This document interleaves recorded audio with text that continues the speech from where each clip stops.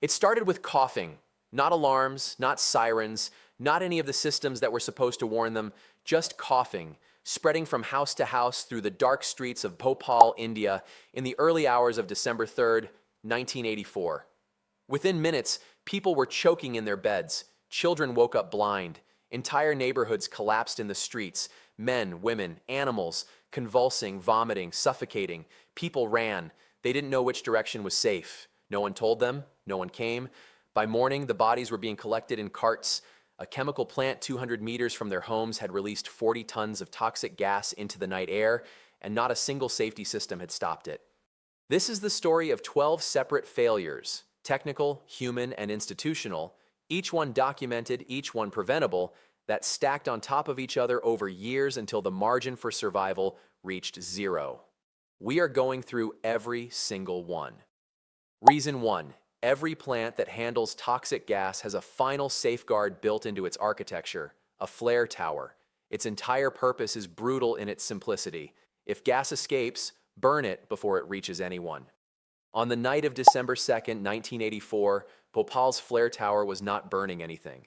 It hadn't been for 6 weeks. The MIC flare tower was engineered to combust escaped methyl isocyanate vapor into far less harmful compounds before any atmospheric release. It was taken offline for maintenance in mid-October. Standard protocol required it to be restored before resuming full operations. It never was. When 40 tons of MIC began venting toward a sleeping city, the tower designed to stop exactly this scenario was cold, dark, and empty. Plant management signed off on the deactivation as part of a cost reduction program run by Union Carbide India Limited. No formal risk assessment was filed. No compensatory system was activated. The decision was written down.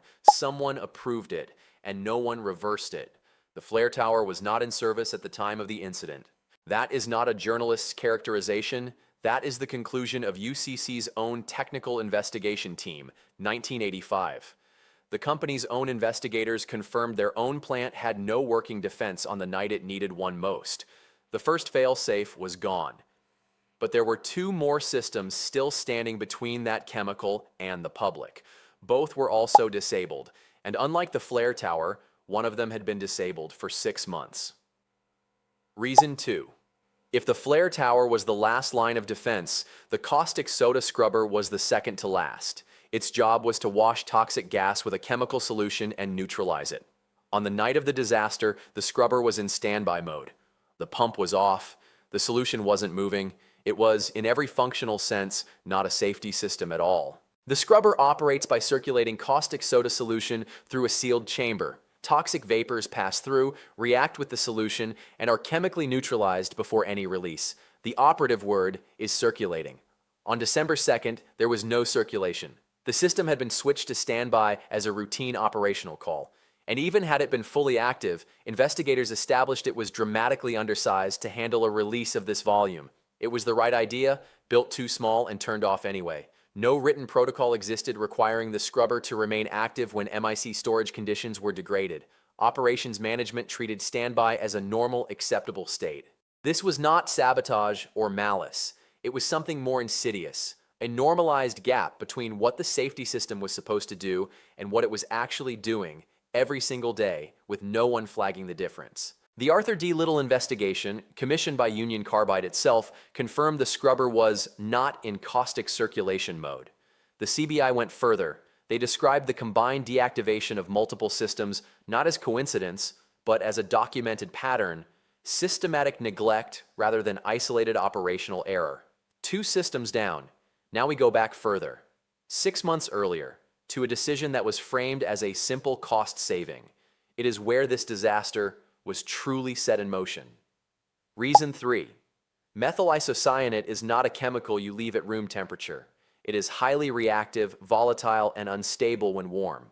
The refrigeration system keeping it near 0 degrees Celsius was not a luxury. It was a fundamental containment requirement. At Bhopal, that system had been switched off in June of 1984, 5 months before the disaster. Nobody turned it back on. With refrigeration inactive, Tank 610, holding up to 42 metric tons of MIC, sat at ambient temperature, 15 to 20 degrees Celsius. That temperature difference is not trivial. It directly accelerated the speed and ferocity of the exothermic reaction that would follow when water entered the tank. Investigators and environmental health perspectives confirmed active refrigeration would have substantially reduced the volume of gas released, not eliminated the event, substantially reduced it. Thousands of lives potentially hinge on that phrase. The shutdown was authorized as a cost-saving measure. Refrigeration systems are expensive to run. What makes this failure particularly grave is what the Madhya Pradesh Joint Committee uncovered. State government authorities who had formally received safety assurances about the plant were never told the refrigeration system had been deactivated. The company had given assurances it was no longer honoring. The refrigeration system had been shut down. Again, UCC's own report, their own words. A system designed to prevent catastrophic reaction had been off for 5 months, and nobody in any oversight position, corporate, regulatory, or governmental, had required it to be restarted. At this point, before a single drop of water has entered that tank, every single safety layer protecting the city of Bhopal is either disabled, degraded, or undersized. The flare tower, cold. The scrubber, idle. The refrigeration off since June. The disaster is now, in every technical sense, mathematically inevitable. All it needs is a trigger. That trigger is coming. And when it arrives not through sabotage, not through earthquake, not through any dramatic external event. It arrives through something as ordinary as someone washing a pipe. Reason 4. Water and methyl isocyanate cannot share space. When they meet, the reaction is instant, violent, and self-amplifying.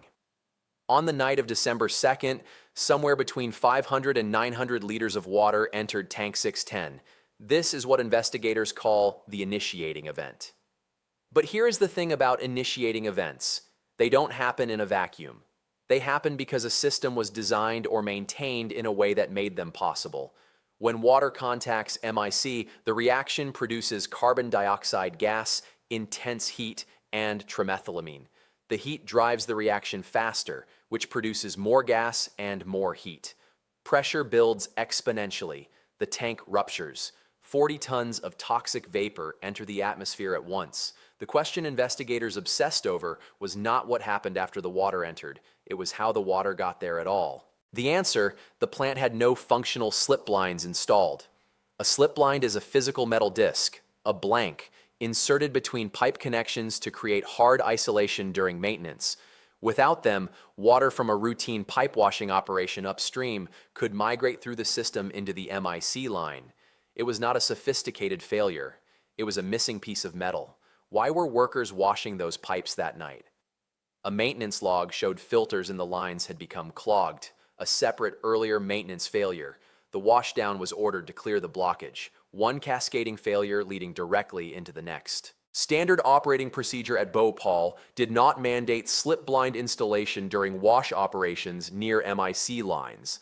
At comparable chemical facilities globally, this was considered non-negotiable. At Bhopal, it simply wasn't in the procedure manual. Union Carbide's initial response was to blame a disgruntled employee, deliberate sabotage. The CBI investigated.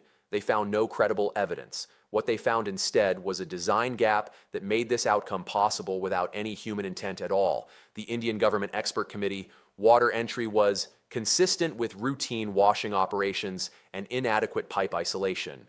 The CBI charge sheet, no evidence of deliberate sabotage was found. The reaction has begun. The pressure inside Tank 610 is climbing fast. And at 11 p.m., operators are watching the gauges. The gauges are moving. But this plant had trained its operators through years of broken equipment to believe that a moving gauge meant a broken gauge, not a breaking tank. Reason 5. Every MIC storage tank at the Bhopal plant had a hard operational rule built into the safety documentation: maximum 50% capacity. The space above the chemical existed for a reason: thermal expansion, reaction surge, emergency headroom. The rule was not a suggestion, it was a design requirement. Tank 610 was between 60 and 87% full. At the time of the incident, the tank held approximately 42 metric tons of methyl isocyanate. The precise fill percentage is disputed across investigative reports, somewhere between 60 and 87% depending on methodology.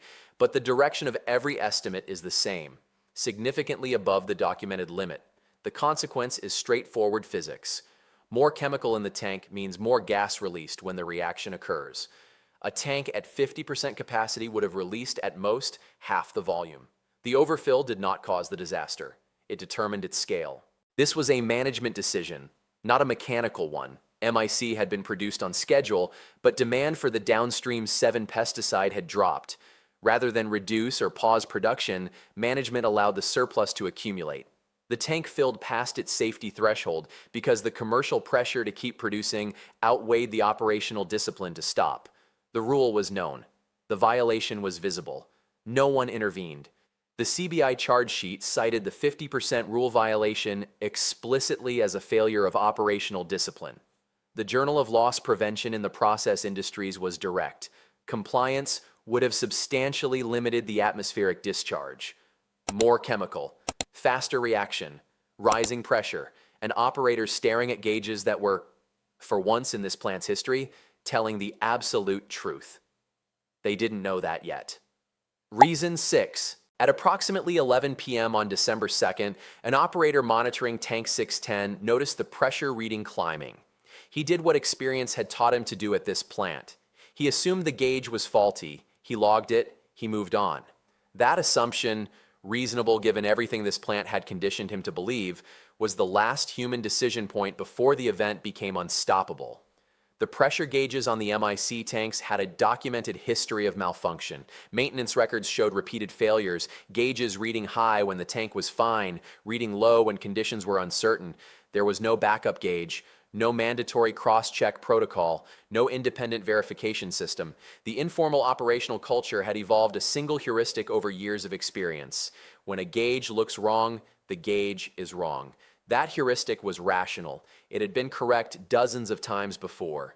At 11 p.m. on December 2nd, it was catastrophically wrong. Management had permitted continued operations day after day, month after month, with instrumentation that operators did not trust. Nobody demanded the gauges be certified. Nobody installed redundancy. Nobody drew the line that said, a chemical as dangerous as MIC cannot be monitored with instruments we don't believe. The operators were not negligent. They were working within a system that had taught them systematically to doubt the one tool designed to save them. A known and accepted condition at the plant. That is how the ICMR's 1985 report described the faulty instrumentation, based on testimony from operators who survived. The CBI called it a culture of normalization of instrument failure. Not an accident, a culture built over time, accepted by management, fatal by design. The gauges were screaming. No one believed them. By the time the pressure was real enough that doubt was no longer possible, the vent had already opened, the gas was already moving, and the plant, which had been running on half its designed workforce for 2 years, had no one in position to stop it. Reason 7. Between 1982 and 1984, UCIL systematically reduced staffing at the Bhopal plant. The MIC unit dropped from 12 operators per shift to 6. Maintenance crews were cut, and a dedicated night shift MIC supervisor, the single expert role whose entire function was to monitor storage tank conditions, was eliminated from the organizational structure entirely. Not reassigned, eliminated. Redundancy in human attention is not bureaucratic inefficiency. In high-hazard chemical operations, it is an engineered safety feature. Multiple trained eyes catch the anomaly one person misses. A second person questions the assumption. A supervisor notices the pattern across systems that an individual operator cannot see from their station. When the plant was designed for 12 operators and running on 6, that human redundancy, the informal safety net woven through every shift, was gone. The plant's architecture assumed people who were no longer there. The cuts were recorded in internal UCIL documents as cost savings. What makes this failure morally significant is what the CBI found in addition. Surviving operators had submitted formal internal reports, flagging safety concerns arising directly from understaffing. Management received those reports. There is no documented response, no action taken, no acknowledgement filed. The people closest to the danger raised the alarm. The people responsible for acting on it did not.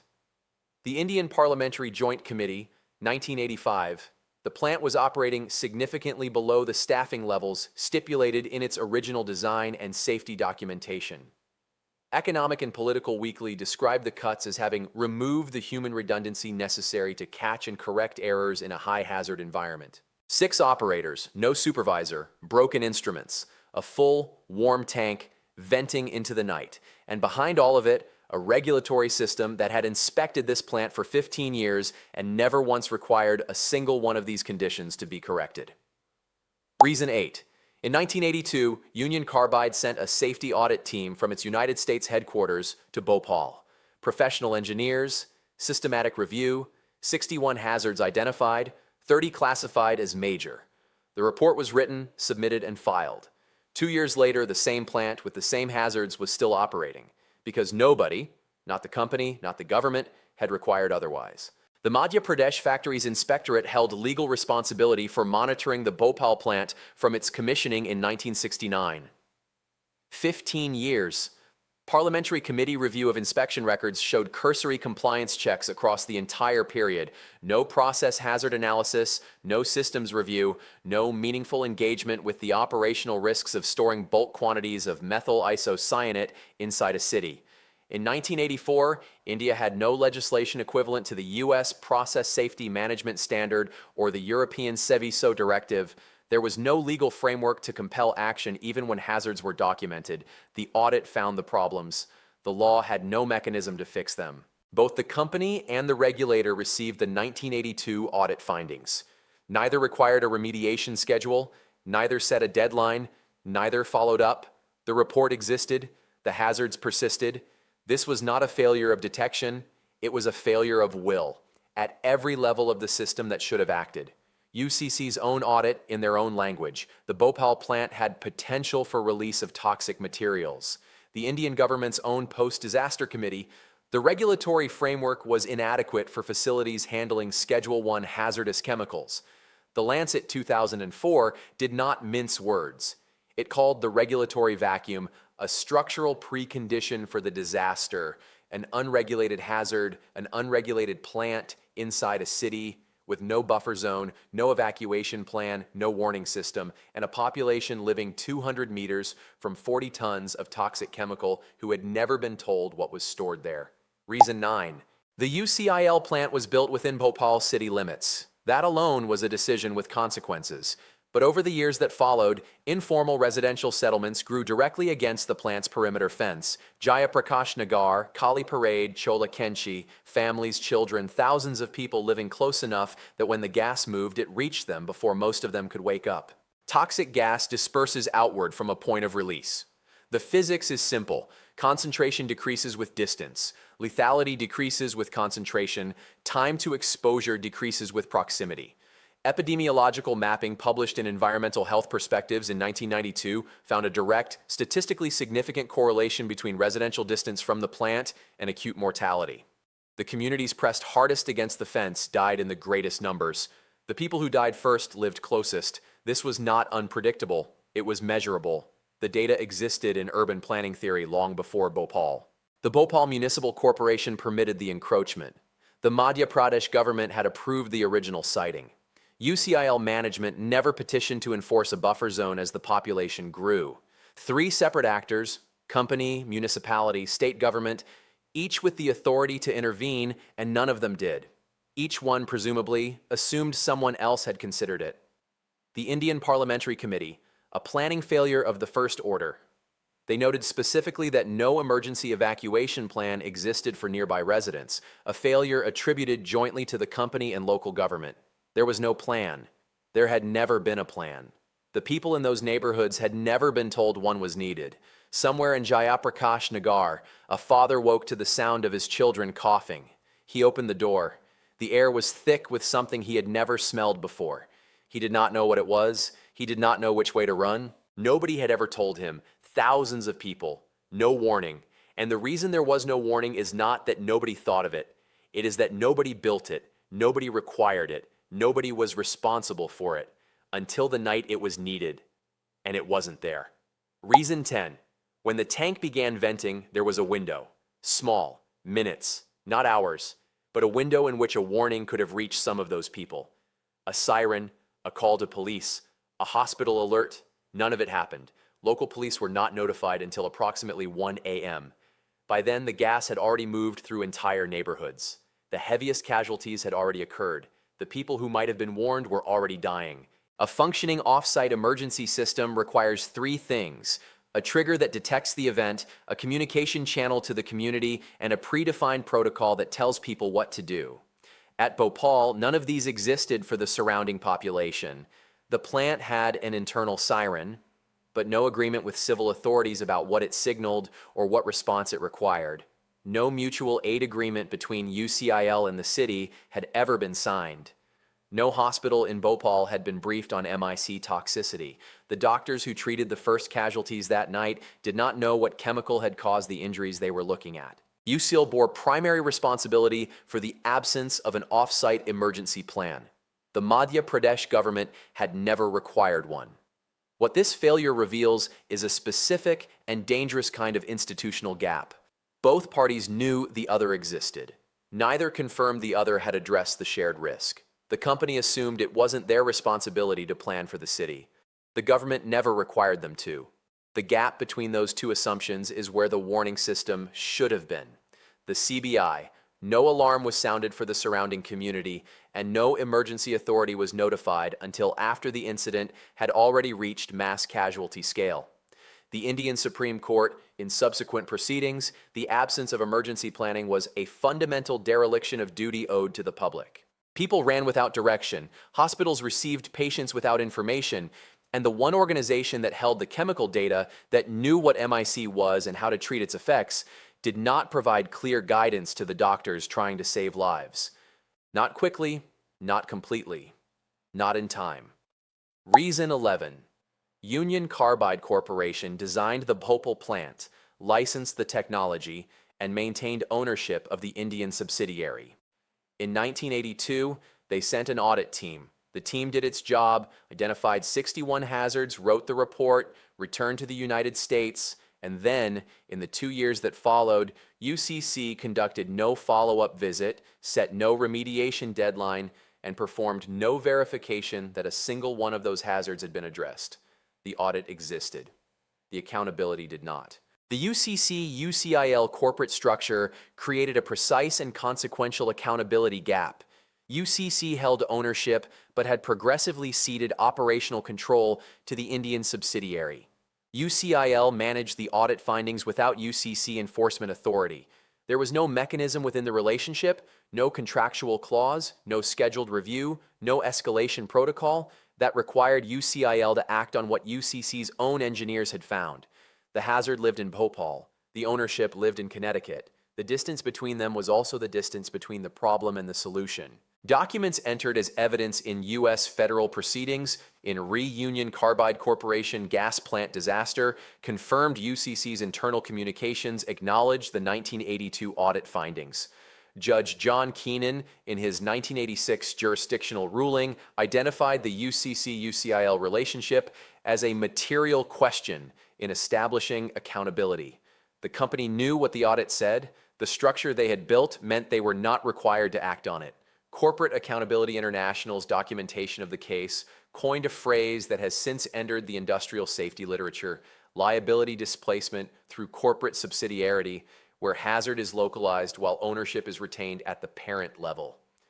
The 1982 audit was the last safety review UCC conducted at Bhopal before December 3, 1984. When the disaster occurred, doctors at Hamidia Hospital faced a problem with a solution: the chemical composition of what their patients had inhaled and the clinical protocol to treat it. That information existed inside Union Carbide. Getting it out clearly and quickly to the physicians who needed it, that is where the final failure occurred. Reason 12. In the pre-dawn hours of December 3rd, Hamidia Hospital was overwhelmed. People were arriving with burning eyes, respiratory failure, and systemic collapse. Nurses and doctors working without protective equipment, without toxicological data, without treatment protocols, were trying to save lives from a chemical exposure they could not identify. Some of them were collapsing themselves. None of them had been told this was possible. None of them had been prepared. The central clinical question was urgent. Did MIC exposure produce systemic cyanide poisoning? If yes, sodium thiosulfate, a known cyanide antidote, might be the appropriate treatment. Indian physicians who administered it reported clinical improvement in their patients. UCC's medical advisors in the United States initially discouraged its use, citing insufficient evidence. The disagreement was documented in The Lancet in 1994.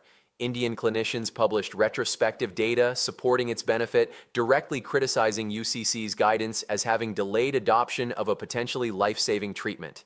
The medical controversy remained unresolved. What was not unresolved was the core failure. Doctors should never have been making these decisions without chemical data from the company in real time. UCC did not rapidly and publicly disclose the composition of the gas mixture or a clinical management protocol in the hours after the disaster. UCIL had established no community medical preparedness plan, no pre-briefed hospital, no pre-distributed antidote supply, no designated medical liaison. The Indian health system had no hazardous materials medical response capability. Every one of these was a systemic failure built into the structure over years. On the night, they converged on the doctors trying to work in a hospital that was never meant to handle this. The ICMR Medical Investigation Report, 1984-85, treating physicians had no access to the chemical identity of the agents involved or any established treatment protocol. Their conclusion: the absence of advanced medical contingency planning was a direct contributor to preventable mortality in the acute phase. Preventable mortality. In the official record, black ink on white paper. This was the 12th failure in a 12-link chain. And now that we have seen all of them, it is time to ask the question that this entire chain demands. Why does this pattern keep happening? None of this was hidden.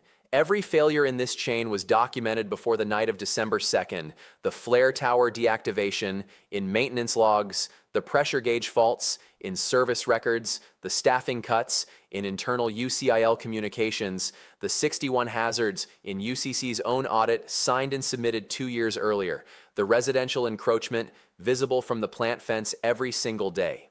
This disaster was not built in the dark. It was built in plain sight, in boardrooms, budget meetings, inspection reports, and operational decisions, over years by ordinary people making individually defensible choices that were collectively catastrophic. The Bhopal disaster did not happen because a system failed. It happened because multiple systems, technical, corporate, regulatory, and governmental, were each allowed to operate in a degraded state simultaneously for extended periods, without anyone at any level holding both the authority and the will to say, this stops now. That is not a Bhopal problem. That is a human systems problem. It is the same pattern that produced Texas City in 2005, Deepwater Horizon in 2010, the same pattern that investigators find every time when they dig beneath the dramatic surface event and reach the years of accumulated, accepted, normalized risk that made it inevitable. The disasters look different. The architecture beneath them is the same. Bhopal is not a story about one bad night. It is a record of decisions made over years across multiple organizations at multiple levels of authority that collectively removed every barrier between 40 tons of toxic chemical and 500,000 people who were asleep. A father in Jayaprakash Nagar woke up to his children coughing. He opened the door. He didn't know what he was breathing. He had never been told. That is the part that doesn't appear in the investigation reports. But it is the part that makes every line of every report matter. Disasters are not built in a moment. They are built over time, by systems, by silence, by the repeated human decision to accept a known risk rather than bear the cost of fixing it. The documentation from Bhopal exists. It has existed since 1985. The only question, the question that every one of these 12 failures forces, is whether anyone reads it before the next one.